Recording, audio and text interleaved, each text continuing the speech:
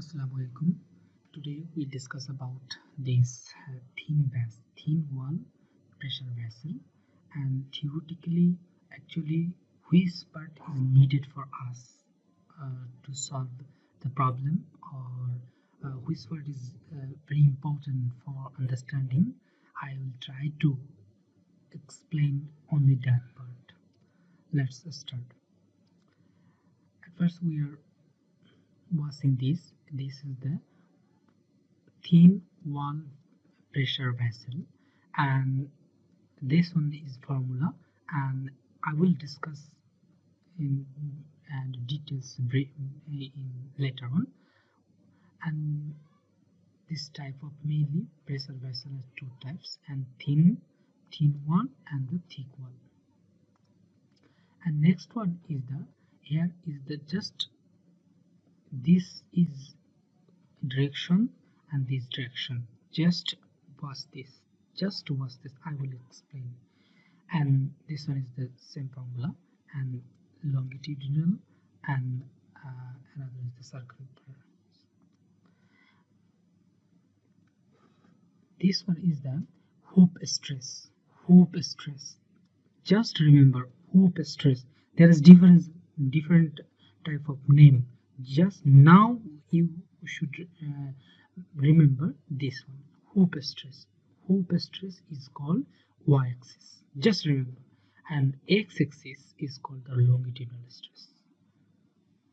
Y is called the hoop stress, and x is called the longitudinal stress. Okay, here is the longitudinal stress. This one is the longitudinal stress, A, and longitudinal stress. Which part? This part. This part is the longitudinal stress, and B part is the circumferential stress. That means this one. Okay, that means Y and X. Okay, this is A and Y. Just remember that. Okay, this one is the real condition, real situation when we see in the tank any type of this type of cylinder, which can carry the oil for the different place for supplying different place. Okay, now we'll discuss its details. Listen. Okay, pressure vessel. Pressure vessel, actually, we have seen the pressure vessel is the cylinder, also the tank, also boiler. These are the pressure vessel. Why we are saying this as the pressure vessel? Obviously, there is the definition. The definition is the those those pot or those cylinder or those type of work engineer use gas, or we can say the fuel or fluid, different type of this type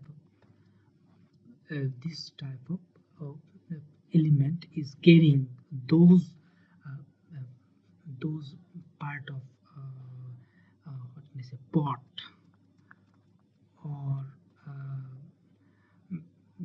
subs this type of is called the pressure vessel.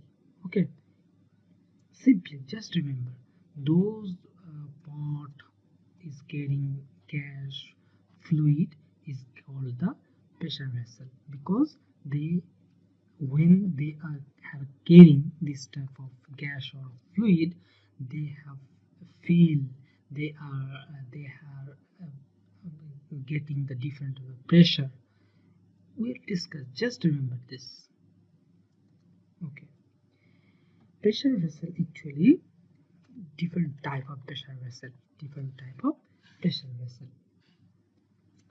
according to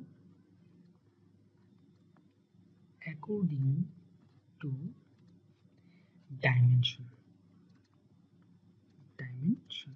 Okay, according to dimension, pressure vessel is the thin walled and thick walled. Just remember, thin walled and thick walled pressure vessel. Actually, which type of part, which we can identify this one is thin and that one is thick. When we know, obviously we will know the thickness and dia when it will be the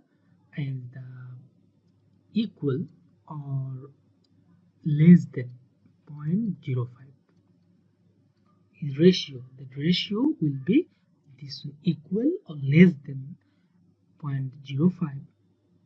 Then we can say this is the thin wall pressure vessel, and thick wall is same thickness and dia will be greater than 0.05. Then we can say this one is the thick walled pressure vessel. Okay, another type of pressure vessel. Another type of pressure vessel is the according to in construction. According to in construction. Okay, two type. This one also two type. The open is simple. Open and close. Open means those part is not closed. We can say a piston. Piston is the open-ended construction pressure vessel, and closed pressure vessel because a different type of tank. This is the closed pressure vessels. Okay. Now we know as the thin and okay. When we will introduce this as the hoop stress, we are familiar with hoop stress. Okay, hoop or circumferential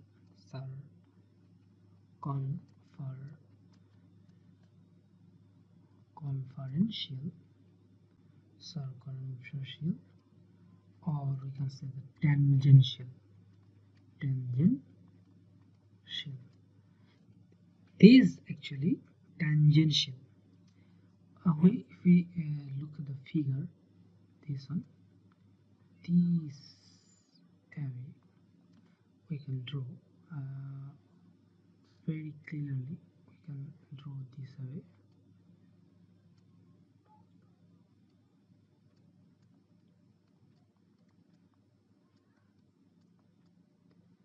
This actually according to y-axis. We can say that's the hoop or circumferential or tangential stress. This away acting over this inside the cylinder is creating the pressure is tangential. Is the actually vertically it will acting inside them, and another is the longitudinal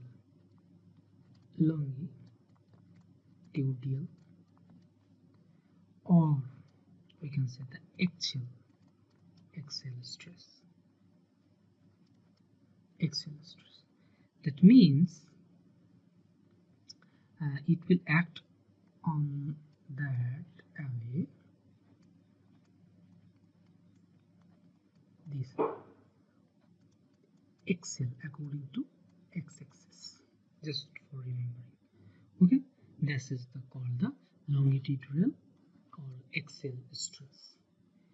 Okay, and now we'll discuss about the form axial and all formula, how equation is acting over that, and which type of equation we will use for solving the problem for pressure vessel. Now, equation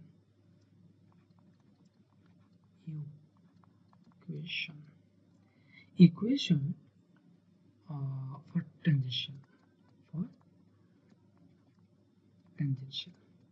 okay. For tangential, we know the sigma t divided by n equal to pd and divided by 2t. We can remember this away. Tangential, that means 2. Okay, this is the safety factor. N is the safety factor. If is not given in the question, it can be 1 considered. If no given, we have no need to consider this one. But this one is the tangential stress, P is the pressure, D is the dia, T is the thickness. Okay, and there is the different type of norm. Already I have told. And next one is the longitudinal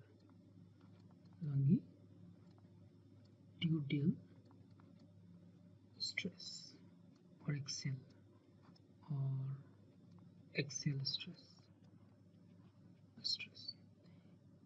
Same away, we know longitudinal stress divided by n, also safety factor, the P D divided by 4T. Also same pressure, dia, thickness 4, because tangential was the 2 and for longitudinal for 4. So the longitudinal stress.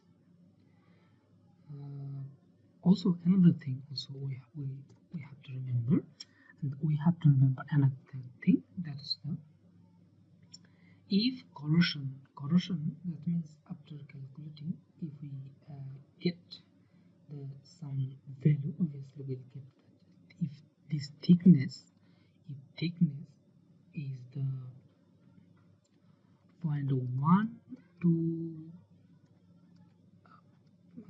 0.3 semi, then this corrosion is allowed. This allowance, this is the allowance, this is allowable. And another is if is not, this is not is more than 1, then we can add or some value, and we can